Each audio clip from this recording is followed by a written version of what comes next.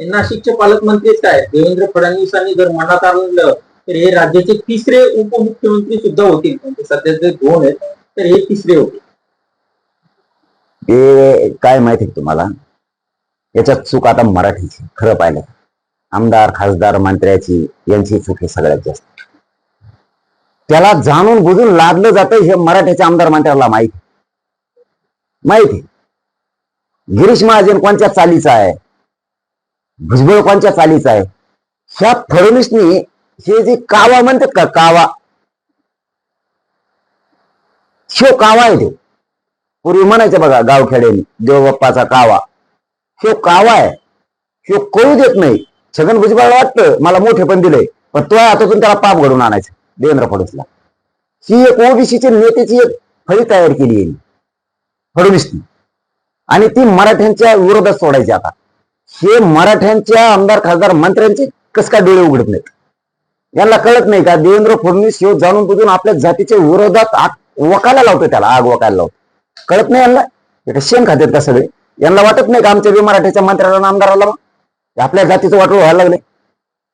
फडणवीस एक दिवस असा माणूस होणार आहे, तुम्ही लक्षात ठेवा. आता असा माणूस होणार आहे की सगळ्यात राजकारणातून कामातून गेलेला माणूस होणार आहे तर देवेंद्र फडणवीस होणार. कारण कितीही रिवाज आले एखादे मंत्री तरी शेवटी त्यांचं नाव राहतं, पण याचं नाव सुद्धा राहणार नाही. इतक्या थर्ड क्लास स्टेजला जाणार आहे एक दिवस. राजकारणातला सगळ्यातला संपलेला माणूस नाव जर कधी काळे निघलं 10-20 पिढ्यात तर फडणवीसचं निघा. सुधार भाऊ, तुला सुधारायला संधी आणि मोका देतो, सुधार. दंगली घडायचं काम बंद कर. मराठ्याचं आरक्षण दे, आता लय भयानक परिणाम घडून आणणार आहेत. महाजन जे म्हणाले की भुजबळ तिसरे मुख्यमंत्री होतील, तर हा महाजनांचा कावा म्हणायचा का? देवेंद्र फडणवीस महाजन फाजन हे काय, हे बँडक्या कुंकड वाढत येते. यांना तिथल्या बँडक्या नाहीत, गटारा गुटरातल्या लोक मुतल्याचं गटर नसतं कधी, त्यातले हे गटरीतले बँडक्या येते. किड्याला काही किंमत नाही त्याच्यापेक्षा. फडणवीस म्हणजे एक असा माणूस आहे की वापर किती करता येईल. तुम्हाला उदाहरण दिलं ना, यांना नका पटू देऊ, पण मी बोललेले एक दिवस पटणार यांना. शिंदे साहेबांना सुद्धा वापरून फेकून देत. अजित पवार सुद्धा तीच गती, आता तीच गती. हे भाजपमधल्या सगळ्या मंत्र्यांचा सुद्धा आमदार सुद्धा फक्त वापर करतो. आणि हे मी बोललेलं त्यांना पटतंय, पण ते सत्तेचे म्हणून सध्या बोलत नसतील. सगळ्यांचे हाल आहेत आणि सगळ्यांचा ह्यो असल्या गोष्टी घडून आणणारा सगळ्यात मोठा दोषी आणि महाशत्रू असेल तर तो देवेंद्र फडणवीस. एक दिवस हे सगळे मिळून आशय मागा लागतील देवेंद्र फडणवीसच्या की त्याला मुतरीवर सुद्धा घर राहणार नाही, इतके हाल करणारे. ध्यानात ठेवा म्हणा, तुला एक दिवस एवढं फेडावं लागणार आहे देवेंद्र फडणवीसला. सगळ्या पक्षातले आमदार मंत्री खासदार आशय मागा लागणार याच्या, कारण यांनी लय जणांचा सूड घेतला आणि आता त्याला शेवट दंगल घडवून सूड घ्यायचा मराठ्याचा. मराठ्याला आरक्षण नाही द्यायचं, पण दंगल त्या भुजबळच्या हाताने त्याला करायची. मोर्चे काढायला लावायचे, कुठं काय बडबड करायला लावायची, काहीतरी करायला लावायचं. त्याने एक गट तयार केलाय ओबीसी, आणि तो मराठा आरक्षणाला विरोध करायला लावणार आहे. पण भुजबळने जर त्याच्या सांगण्याने विरोध केला तर मराठ्याच्या सगळ्या पक्षातल्या आमदार मंत्र्यांनी त्याच्यावर तुटून पडलं पाहिजे. नसता मराठी तुम्हाला गावात फिरून नाही जाणार. मी गोदापट्ट्यातल्या 123 गावातील मराठा समाजाची काय या बैठकीत चर्चा झाली, तुम्ही काय मुद्दे मांडले? गोदापट्ट्यानं हा एक 2 वर्षापूर्वी लढा उभा करण्यासाठी खरं सुरुवातीचं योगदान होतं. राज्यातला मराठा समाजाला या गोदापट्ट्यामुळेच आशा लागली की आरक्षण मिळणार, आणि गोदापट्ट्यामुळं राज्यातला सगळा मराठा समाज एकजूट झाला. त्यामुळे आता 2 वर्ष पूर्ण होतात त्याला. म्हणून आम्ही 123 गावातल्या प्रमुख बांधवांची आज बैठक मराठा आरक्षण विषयावरती, आणि 29 ऑगस्टला मुंबईला जायचं त्या संदर्भात आज बैठक होती. अजून काय इतर मुद्दे तुम्ही मांडले या बैठकीमध्ये? सगळे त्यांना जसं आता आमची पूर्वीची तयारी होती, मुंबईला जायचं म्हणल्याच्या नंतर आम्ही खरं बोललो समाजाची, आणि 3 पर्याय दिले समाजाला. पहिला पर्याय असा की ज्याला मुंबईला 29 ऑगस्टला तिथं राहण्यासाठी यायचं आमच्या सोबतच, त्यांनी 15-20 दिवसाची तयारीने यायचे, जेवणा खावणाची सगळी तयारी करायची. समाज भरपूर देतो जेवायला, परंतु आपण बेसावध नाही जायचं, म्हणून आपल्या सगळ्या वस्तू घेऊन जायचं. दुसरा पर्याय दिला की जे मराठी इथंच काम करण्यासाठी शेतात राहणार आहे, कारण आमचा शेती व्यवसाय आहे, त्याच्यामुळे आम्हाला सोडून येता येत नाही शेत. तर त्यांनी फक्त 2 दिवस मुंबईला वाटा लावायचे, 27-28 फक्त 2 दिवस मुंबईला वाटा लावायचे, त्यांनी काम करायला शेताकडे यायचं. म्हणजे 2 दिवस त्यांनी काम बुडवायचं.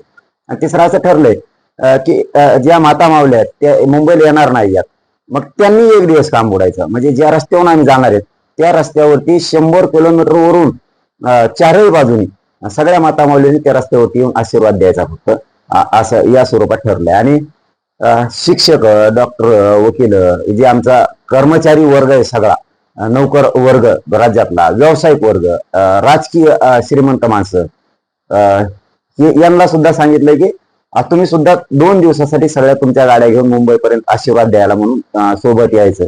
आणि गरीब मराठी तर रात्रंदिवस तिथंच राहणार. आता हैदराबादचं गॅजेट घेतल्याशिवाय आम्ही माझा हटत नाही हे स्पष्ट ठरलंय. सगळ्या सोयरीची अंमलबजावणी मराठा आणि कुणबी एक याचा जी याच्यावरती जाहीरपणानं आज विषय झाले की घेतल्याशिवाय मागे फिरायचं नाही. सातारा संस्थांचं गॅजेट, बॉम्बे गव्हर्नमेंटचं, हे केसेस सगळ्या मागे घेतल्याशिवाय, मराठा आरक्षणासाठी बलिदान केलेल्या कुटुंबाच्या नोकऱ्याचा निधीचा प्रश्न जाणून बुजून देवेंद्र फडणवीसने अडकून ठेवला. नोंदी सापडलेल्या असूनही देवेंद्र फडणवीस देऊ देत नाही, जाणून बुजून ऍडमिशन हुकून गेल्याच्या नंतर द्यायला लावतात, किंवा मग नोकर भरती असेल तर नोकर भरती झाल्याच्या नंतर द्यायला लावतात. ही जी त्यांची पद्धत आहे ही बंद झाली पाहिजे. शिंदे साहेबांच्या समितीला मुदत वाढ मिळाली पाहिजे 1 वर्षाची, व्हॅलिडिटी होत नाहीयेत.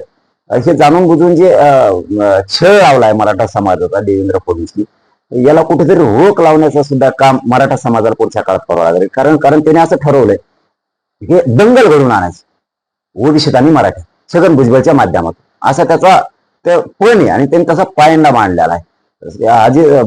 त्याने असे त्याला वावकळ उठवायची होती की अजित पवारांनी छगन भुजबळला दिलं, परंतु तसा प्रकार तो घडलेला नाहीये. कारण त्याला काय, एकदा काम झालं की वापरून फेकून देणारा माणूस म्हणलं तर राज्यात कोणतं, ते देवेंद्र फडणवीस आहे. त्याला गरज होती तर शिंदे साहेबाला जवळ घेतलं. आता शिंदे साहेबाची गरज संपली, आता अजित पवारांना दादांना जवळ घेतलं. आता त्यांची गरज संपन आणखी कोणाला तरी घेत. भाजपमधल्या सगळ्या मराठा आमदाराला, मंत्र्याला सुद्धा ह्योच त्रास आहे त्याचा. आणि तीच वावडी उठवली होती, पण तसं घडलेलं नाहीये अशी माहिती मिळते आम्हाला की त्याला मंत्रिपद हे देवेंद्र फडणवीसने दिले आणि मराठ्याची आणि ओबीसीचे दंगल घडून आणण्यासाठी त्याला दिलेले, मराठ्यांच्या आरक्षणाला विरोध करण्यासाठी दिले. पण माझं असं म्हणणं आहे देवेंद्र फडणवीस की बाबा तुझं पोट भरतच नाहीये का? आमच्या लेकी बाळी सुद्धा सोडल्या नाही, तू त्यांच्यावर सुद्धा हल्ला केला. आमच्या महिलांवरती तो हल्ला केला, तो सोडलं नाहीये. लाखो मराठ्यांच्या पोरांवरती तो हल्ला केला, तो पोट भरलं नाही का? आणखी लाखो मराठ्यांच्या पोरांवरती केसेस पण केल्या तू. संतोष भाई देशमुखांच्या प्रकारातले सगळे आरोपी पण सोडून दिले. तुझं पोट भरत नाही का? तुझं पोट भरत नाही का? का मराठ्यांवरतीच अन्याय? आमच्या लेकीबाईचं कुंकू पुसलंय. मराठा आरक्षणासाठी ज्यांनी बलिदान दिलं त्या माय मावल्या आज लेकरं छोटे छोटे तळ हाता एवढे लेकरं घेऊन सांभाळतात. त्यांच्यावर सुद्धा तो अन्याय करतो. त्यांचे नोकरी देत नाहीये, त्यांचा निधी ठरलेला देत नाहीये. हे बघ देवेंद्र फडणवीस, आपलं कसं असतं, सरळ असतं ना. तुम्हाला फडणवीस साहेब जाहीरपणानं सांगतो, मोका देतोय, सुधरा बरं का. तुम्ही सुधरा, तुम्हाला लय मागत पडे नाही. तुम्हाला वाटत मी दंगल घडून आणि जाईन बळी तर छगन भुजबळचा जाईल, इथं गोरगरीब मराठ्यांचं, गोरगरीब ओबीसीचं वाटोळं करू नको. तुला हे जड जाईल, सुधर. आमच्या आरक्षणात विरोध करायला छगन भुजबळला सांगू नको, कारण आता सगळ्यांचे डोळे उघडणारे सर. महाराष्ट्रातील ताज्या बातम्यांसाठी बघत रहा टाइम्स टुडे 18 न्यूज. सोबतच शेअर करा, सबस्क्राईब करा आणि बेल आयकॉन प्रेस करा.